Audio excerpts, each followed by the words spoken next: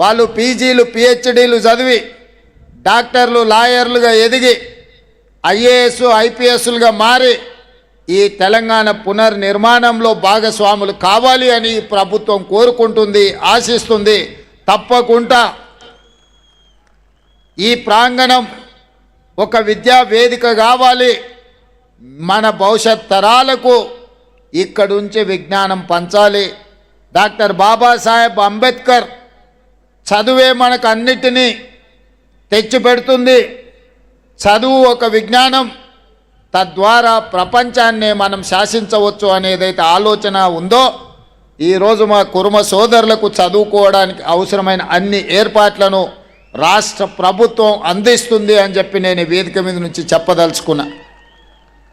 అదేవిధంగా ఈరోజు diet charges కానీ కాస్మెటిక్ ఛార్జెస్ కానీ పెంచి డైట్ ఛార్జెస్ దాదాపుగా 10 ఏళ్ల నుంచి పేదల పిల్లలు బీసీ ఎస్సీ ఎస్టీ మైనారిటీ హాస్టళ్లలో ఎక్కడైతే చదువుకుంటున్నారో చదువుకునే విద్యార్థులకు డైట్ ఛార్జెస్ పెంచాలి అంటే 10 ఏళ్ల నుంచి గత పాలకులకు మనసు రాలే. కానీ రాష్ట్ర ప్రభుత్వం మహమ్మద్ అలీ షబీర్ గారిని మాజీ మంత్రివర్యుల్ని ప్రభుత్వ సలహాదారులుగా నియమించుకున్న తర్వాత వారి ఆలోచనల మేరకు ఇవాళ డైట్ ఛార్జెస్ మనం 40% పెంచినాం. కాస్మెటిక్ ఛార్జెస్ 200% పైగా పేదలకి ఈరోజు పెంచినాం. ఇవాళ వాళ్ళకి మంచి భోజనం పెట్టాలి, నాణ్యమైన విద్యను అందించాలి అని చెప్పి ఇవాళ మన ప్రభుత్వం ప్రయత్నం చేస్తున్నది. ఇదే కాదు, నిన్న మొన్న జరిగిన రైతు రుణమాఫీలో అత్యధికంగా బలహీన వర్గాలకే న్యాయం జరిగింది. ఇవాళ 500 రూపాయల బోనస్ ఇస్తున్నాము అని అంటే వ్యవసాయం చేసుకుంటున్న బలహీన వర్గాలకే అత్యధికంగా న్యాయం జరిగింది.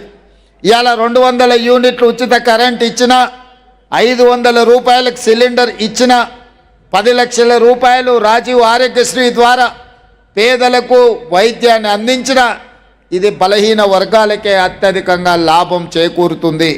అందుకే మా ప్రభుత్వం బలహీన వర్గాల ప్రభుత్వం, బహుజనుల ప్రభుత్వం. కంచ ఐలయ్య గారు చెప్పినట్టు జమీందారుల తెలంగాణ తల్లి కాదు, బహుజనుల తెలంగాణ తల్లి ఉండాలని, ఏ తల్లి అయితే మన అమ్మలాగా ఉంటుందో, ఏ తల్లి అడగకుండానే మన కడుపులో ఉండే ఆకలిని గుర్తించి బుక్కెడు బువ్వ పెడుతుందో, ఇలా అలాంటి తెలంగాణ తల్లిని మనం తెచ్చుకున్నాము. ఆ తెలంగాణ తల్లి మన అమ్మకు ప్రతిరూపము, మన అక్కకు ప్రతిరూపము.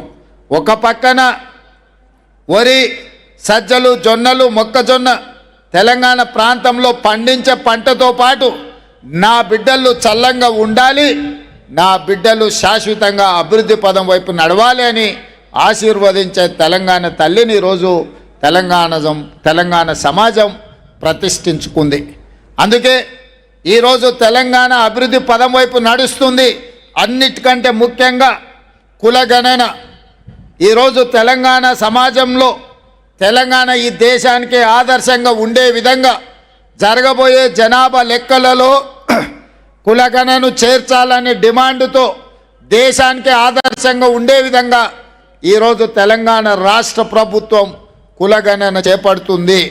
దాదాపుగా 98% కులగణన పూర్తి అయ్యింది. ఇంకొక 2% ఉంది.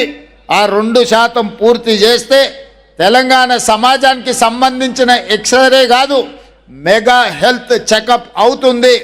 తద్వారా 100% పక్కా లెక్కలతో కుర్మ సోదరులు ఎంతమంది ఉన్నారో లెక్క తేల్చి రాబోయే స్థానిక సంస్థలలో కావచ్చు, శాసనసభ ఎన్నికల్లో కావచ్చు, ఏ మాత్రం అవకాశం వచ్చిన పార్లమెంటులో కూడా కుర్మ సోదరుల ప్రాతినిధ్యం పెంచి శాశ్వతంగా రాజకీయాలలో మీకు ఒక అవకాశాన్ని కల్పించడానికి మన ప్రభుత్వం ముందుకు వస్తుంది. మొన్న జరిగిన శాసనసభ ఎన్నికల్లో ఇటు కుర్మ సోదరులకు అటు యాదవ సోదరులకు చెరి 2 అసెంబ్లీ టికెట్లు ఇచ్చినాం. 6 నెలల ముందే చెప్పిన బీర్ల ఐలయ్య చెప్పినట్టు సరితమ్మ గద్వాల్లో సరితమ్మ కానీ ఐలయ్యకు కానీ టికెట్ 6 నెలల ముందే నేను పిలిచి చెప్పిన, మీరు ఎవరి దగ్గరికి వెళ్ళాల్సిన పని లేదు, ఎవరి ముందల చేతి జోడించాల్సిన పని లేదు, మీ టికెట్ మీ ఇంటికి వస్తుంది, ప్రజలల్లో ఉండండి, ప్రజలతో మమేకం అవ్వండి అని. ఇవాళ కుర్మ సోదరులకు 2, యాదవ సోదరులకు 2 టికెట్